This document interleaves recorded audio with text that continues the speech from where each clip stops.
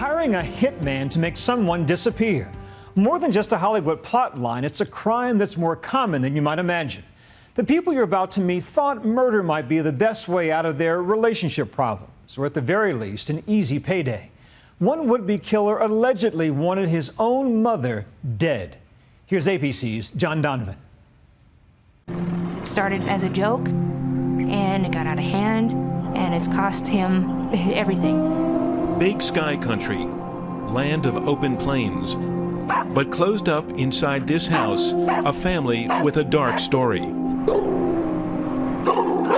Everything changed in the matter of a few hours. It begins on the outskirts of Billings 4 years ago at this used car lot, when an FBI agent stops by to deliver to owner Dana Campbell an unthinkable message. He asked to speak to me out in private, and he said, I hate to be the one to inform you of this, but we've been notified that there has been a contract put out on your life. A contract out on your life? It just sounds, it sounds insane. Not as insane as what comes next. The FBI agent says he has a pretty good idea of who took out the hit. It was her own son, Matthew. They have enough evidence that they are safe in saying that it was my brother who had done that. He had contacted an undercover FBI agent and was making plans to have him kill my mom. The big question, why? Nikki says she thought their family had an unbreakable bond. They enjoyed family trips together and only bickered the way that normal brothers and sisters do. We picked on each other, we picked on my little sister a lot, but at the end of the day, we knew, that we had each other. But Matthew's family thinks he wanted something more, his mother's money. My two girls think now maybe if my estate had been divided into thirds after I passed away, maybe he might have even considered, killing them so he could have 100% of it all. Made me question everything that I ever knew about him. Was I next? Was my sister next? We'll get back to that in a minute. It turns out trying to hire someone to make a loved one disappear may be more common than you think. Nice to meet you. Nice to meet you. Meet Julia Murfeld, who, after a few pleasantries, So I guess we got a little business to discuss? Yeah. Gets right down to it. In one of the most staggering conversations you may ever happen to overhear, she's planning her husband's murder. You said, something about a gunshot, so is that how you want me to do it? You want me to shoot him? Unless you can do it painlessly, breaking his neck, that would...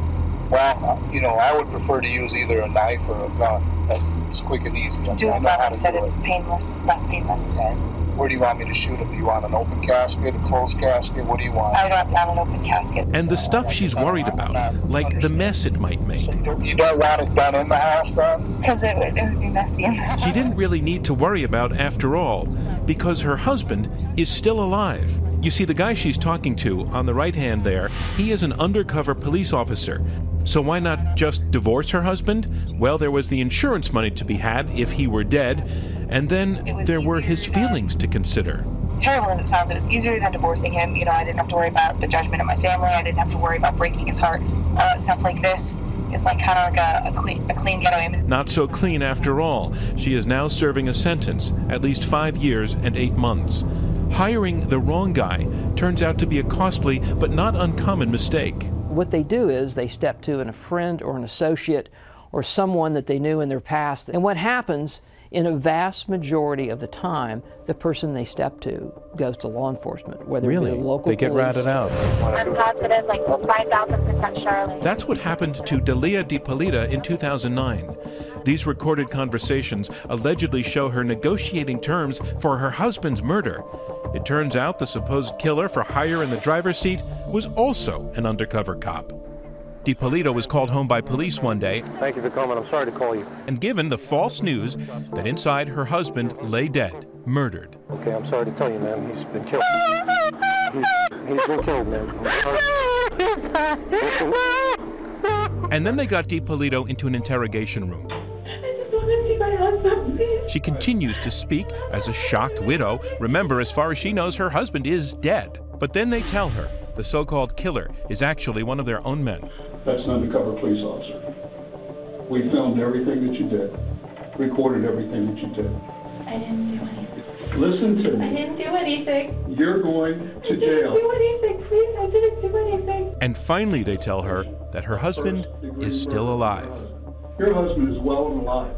Thank God. Oh yeah, thank God. Can I see him? No, he doesn't want to see you. I don't want to see him. He doesn't want to see you. Delia's husband didn't believe her when she finally got him on the phone from jail. You know more than anybody. It's not true. And what? You said you wanted to have me killed. I heard that. It's not true. That is not How is it true. not true? How can you believe that? I heard your voice. Like, I didn't do anything. It doesn't matter. You can hire 5 lawyers. They're charging your ass to have your voice, your face, everything on tape.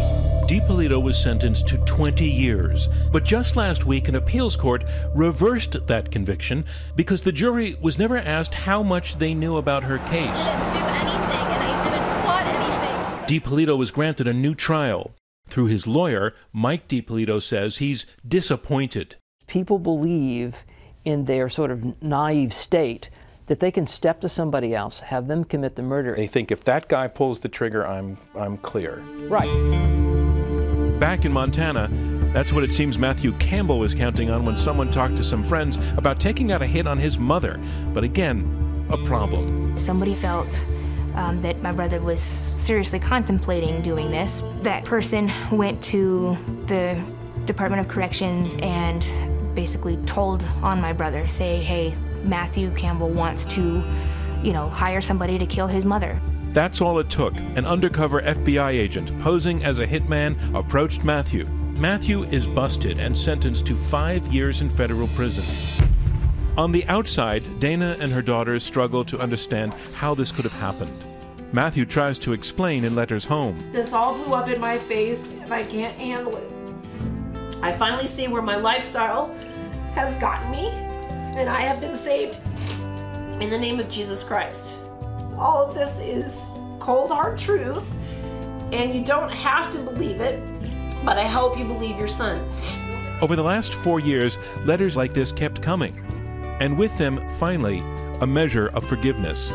The family now believes that Matthew never really intended to kill his mother, and they are waiting for him to come home from prison this month.